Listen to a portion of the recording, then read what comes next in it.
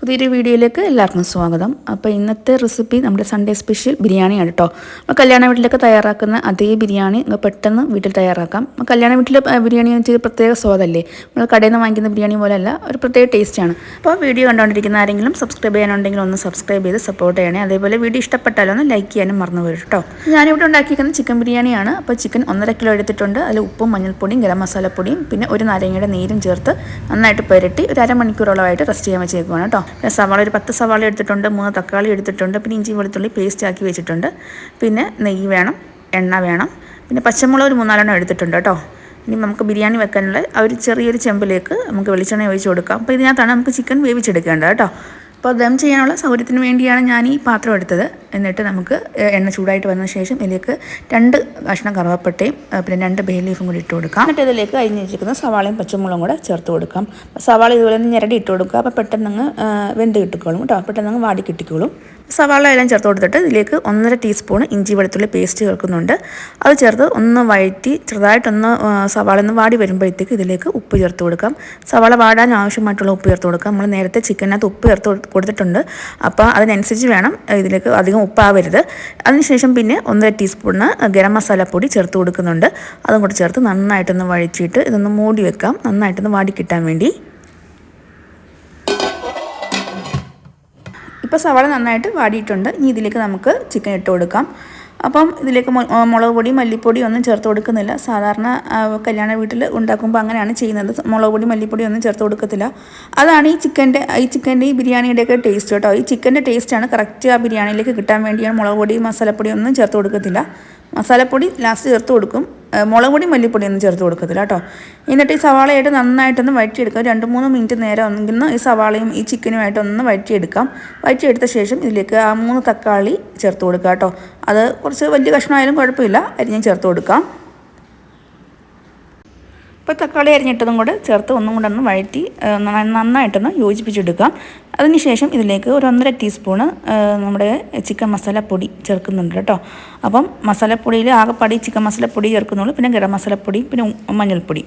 അപ്പോൾ ഈ 3 മസാലകൾ മാത്രമേ ഞാൻ ചേർക്കുന്നുള്ളൂ. അപ്പം ഇതാണ് കല്യാണ വീട്ടിൽ ബിരിയാണി എന്ന് പറയുന്നത്. അവർ ഈ മസാലപ്പൊടി മാത്രമേ ചേർക്കുന്നുള്ളൂ, വേറെ മുളക് പൊടി മല്ലിപ്പൊടി ഒന്നും ചേർക്കുന്നില്ല കേട്ടോ. ഇത് ചേർത്ത് നന്നായിട്ടൊന്ന് ഇളക്കി യോജിപ്പിച്ചതിന് ശേഷം നമുക്ക് ഇത് മൂടി വെച്ച് വേവിച്ചെടുക്കാം. ഒട്ടും തന്നെ വെള്ളം ഒഴിച്ച് കൊടുക്കേണ്ട. ഈ ചിക്കനകത്ത് നിന്ന് വെള്ളം ഇറങ്ങും കേട്ടോ. ആ വെള്ളത്തിൽ വേണം ഈ ചിക്കൻ വെന്ത് കിട്ടാൻ വേണ്ടി. അഡീഷണൽ ആയിട്ട് ഒരു തുള്ളി വെള്ളം പോലെ ഇത് ചേർത്ത് കൊടുക്കരുത് കേട്ടോ. ഇപ്പോൾ തന്നെ ഉണ്ടോ ഒരുപാട് വെള്ളം ഇറങ്ങിയിട്ടുണ്ട്. അപ്പോൾ ചിക്കൻ വെന്ത് വന്നിട്ടുണ്ട്. ഈ തുറന്ന് വെച്ചിട്ട് ഈ വെള്ളം ഒന്ന് വറ്റിച്ചെടുക്കണം. നന്നായിട്ടൊന്ന് വറ്റിയ ശേഷം ഇതിലേക്ക് നമുക്ക് വേവിച്ച് വെച്ചിരിക്കുന്ന ചോറ് ചേർത്ത് കൊടുക്കാം. ഞാനിപ്പം ബിരിയാണി റൈസ് എടുത്തേക്കുന്നത് ബസുമതി റൈസാണ് കേട്ടോ, നീളമുള്ള അരി. അപ്പം നിങ്ങൾക്ക് കൈമ റൈസ് വേണമെങ്കിൽ എടുക്കാം. അപ്പം ഞാൻ എടുത്തേക്കുന്നത് ഇന്ത്യ ഗേറ്റിൻ്റെ ബസുമതി റൈസാണ്. അപ്പോൾ അതും കൂടെ അതാകുമ്പോൾ ഒട്ടും ഉടഞ്ഞു പോകത്തില്ല, കുഴഞ്ഞു പോകത്തില്ല.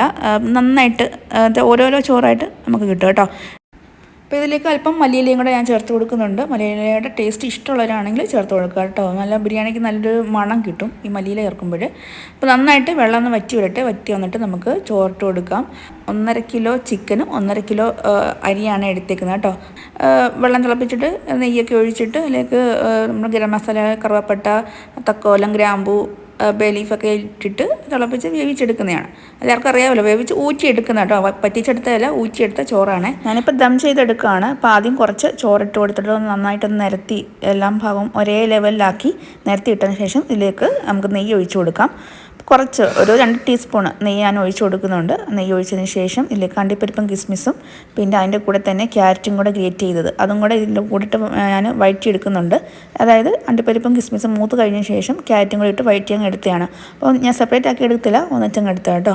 അപ്പോൾ അതും കൂടി ഇട്ട് ഒന്ന് ലെവൽ ചെയ്ത് കൊടുക്കാം. ഇനി അടുത്ത ലെയറും ഇതേപോലെ ചോറ് നിരത്തിയ ശേഷം നെയ്യ് ഒഴിച്ച് കൊടുക്കുക. നെയ്യ് ഒഴിച്ചതിന് ശേഷം അണ്ടിപ്പരിപ്പും കിസ്മിസും അതേപോലെ ക്യാരറ്റും കൂടെ വഴറ്റി ഇതും കൂടെ ചേർത്ത് അതും കൂടെ ഇട്ട് ഒന്ന് ദം ചെയ്തെടുക്കുകയാണ്. അപ്പോൾ ലാസ്റ്റായിട്ട് ഇതിൻ്റെ മുകളിൽ കുറച്ച് മല്ലിയിലയും കൂടെ ഇട്ട് കൊടുക്കുന്നുണ്ട്. ഞാൻ പറഞ്ഞ പോലെ മല്ലിയില ഇട്ട് കൊടുക്കുമ്പോൾ ബിരിയാണിക്ക് നല്ലൊരു സ്മെല്ല് കിട്ടും.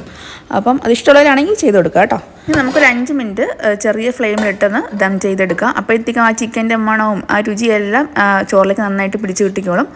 അപ്പം എല്ലാവരും തീർച്ചയായിട്ടും ഒന്ന് ചെയ്ത് നോക്കുക. അപ്പം ഇത് നന്നായിട്ട് ഇളക്കിയിട്ടിട്ട് വേണം നമുക്ക് വിളമ്പിയെടുക്കാം കേട്ടോ. അടിയിൽ നിന്ന് ചിക്കനുമായിട്ട് മസാലയായിട്ട് നന്നായിട്ട് പുരട്ടി ഇളക്കിയിട്ടിട്ട് എടുത്തിട്ട് വേണം വിളമ്പിയെടുക്കാൻ. അപ്പം എല്ലാവരും തീർച്ചയായിട്ടും ഒന്ന് ചെയ്ത് നോക്കുക. അപ്പോൾ വീഡിയോ ഇത്രയേ ഉള്ളൂ. ഇഷ്ടപ്പെട്ടാൽ ഒന്ന് ലൈക്കും ഷെയറും കമൻറ്റും അതേപോലെ ഒന്ന് സബ്സ്ക്രൈബ് ചെയ്യാൻ മറന്നു പോകരുത്. സബ്സ്ക്രൈബ് ചെയ്യുമ്പോൾ ബെല്ലിലേക്ക് ഒന്ന് പ്രസ് ചെയ്യാനും അതേപോലെ ഓൾ എന്ന ഓപ്ഷൻ ഒന്ന് ക്ലിക്ക് ചെയ്യാനും മറന്നു പോകരുത്. അപ്പോൾ ഓക്കെ, താങ്ക്